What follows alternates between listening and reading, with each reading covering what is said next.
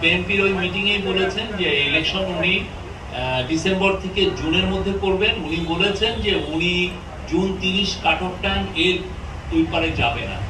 উনি এক কথার মানুষ, উনি যেটা বলেন সেই কথাটা উনি রাখবেন। কথা বলেছেন, মিটিংগুলো খুব সৌহার্দ্য পরিবেশে হয়েছে এবং মিটিংগুলোর মূল টকিং পয়েন্ট ছিল কারেন্ট পলিটিক্যাল সিচুয়েশন, নির্বাচন, সংস্কার এবং আমাদের বিচার প্রক্রিয়া, যেটা জুলাই বিচার প্রক্রিয়া নিয়ে এটা ছিল মেজর তিনটা পয়েন্ট। সে বিষয়ে অনেক তাদের কথাগুলো শুনেছেন চিফ অ্যাডভাইজার, উনি নিজেও কিছু কথা বলেছেন। মিটিংয়ে প্রথম দুইটা মিটিংয়ে local government adviser Asif Mahmud Sajib Bhuiyan ছিলেন, আর তিনটা মিটিংয়েই কনসেনসাস কমিশনের vice chairman professor Ali Riaz ছিলেন।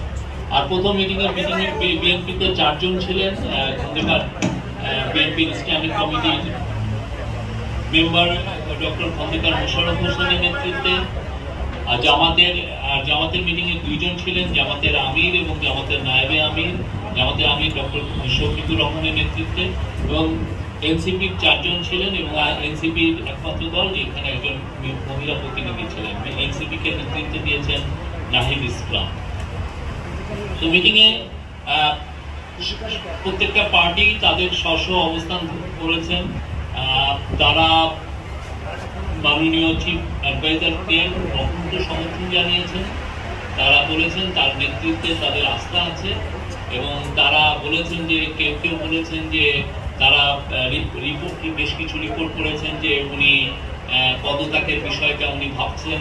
তো সে বিষয়ে তারা বলেছেন যে পুরো বাংলাদেশ সবাই চিফ অ্যাডভাইজারের নেতৃত্বে আস্থা আছে, এবং তাকে অনুরোধ করেছেন যাতে উনি ওনার নেতৃত্বেই যেন বাংলাদেশের একটা ফ্রি অ্যান্ড ফেয়ার ইলেকশন হয়। ওনার নেতৃত্বে ওনাদের অকুণ্ঠ সমর্থন জানিয়েছে। নির্বাচনের বিষয়ে বিএনপি ডিসেম্বরের মধ্যে ইলেকশন চেয়েছেন। জামাত বলেছেন যে তারা ইলেকশন চেয়েছেন, তারা মনে করেন যে রিফর্ম প্রক্রিয়া ডিসেম্বরের মধ্যে লেগে যাবে রিফর্ম প্রক্রিয়া শেষ করতে। তো জামাত প্রফেসর ইউনূস যেটা বলেছেন, প্রফেসর ইউনূস আজকে তার মিটিংয়ে 3টা পার্টিকে বলেছেন তো আমাদের কাজ হচ্ছে এবং আমরা আশা করছি যে খুব দ্রুত এই কাজটা শেষ হবে।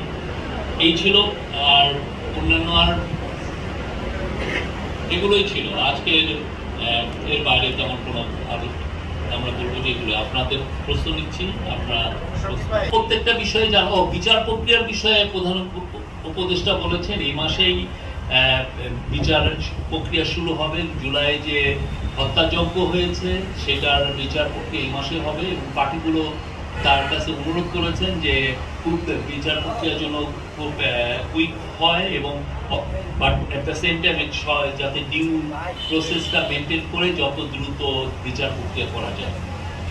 প্রফেসর ইউনূস তাদেরকে বলেছেন যে উনি সর্বোচ্চ এমফাসিস দিচ্ছেন যাতে এই বিচার প্রক্রিয়াটা দ্রুত এবং সমস্ত ডিউ প্রসেস মেনটেন করেই হয়।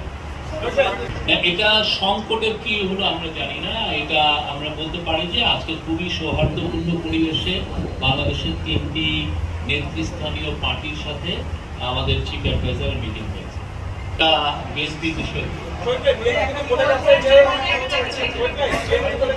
আরেকটা হচ্ছে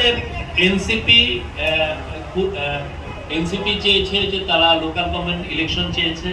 তারা মনে করে যে লোকাল গভর্নমেন্ট ইলেকশনটা হওয়া উচিত। অনেকদিন ধরে বাংলাদেশে ইলেকশন হচ্ছে না, তারা খুব জোর দিয়েছে যাতে খুব দ্রুত লোকাল গভর্নমেন্ট ইলেকশনগুলো শুরু হয়। আর ওরা অ্যাট দ্য সেম টাইম পুরো আওয়ামী লীগ আমলের যতগুলো ইলেকশন হয়েছে ইনক্লুডিং লোকাল গভর্নমেন্ট ইলেকশন, প্রত্যেকটা ইলেকশনকে ওরা অবৈধ ঘোষণা করার জন্য অনুরোধ করেছে। বার্তাটা মূলত এসছে পলিটিক্যাল পার্টিগুলোর থেকে। তারা প্রফেসর ইউনূসের লিডারশিপের উপরে অকুণ্ঠ সমর্থন জানিয়েছেন। তারা বলেছেন তার লিডারশিপে সবার আস্থা আছে, পুরো জাতির আস্থা আছে। আমরা এই যে আমরা যা বললাম আমরা উনি এটা শুনেছেন। প্রফেসর ইউনূস বারবার বলেছেন ইলেকশন ডিসেম্বর থেকে জুনের মধ্যে হবে। এটা উনি বারবার বলেছেন এবং কালকে অনেকগুলো পলিটিক্যাল পার্টি আছে তাদের সাথে উনি আমার মনে হয় এই কথাটাই উনি সুনির্দিষ্ট এই যে জুন 30 তারিখটা একটা সুনির্দিষ্ট ডেট, ঠিক না? তো উনি বলছেন যে এর বাইরে যাবে না, উনি এক কথার মানুষ।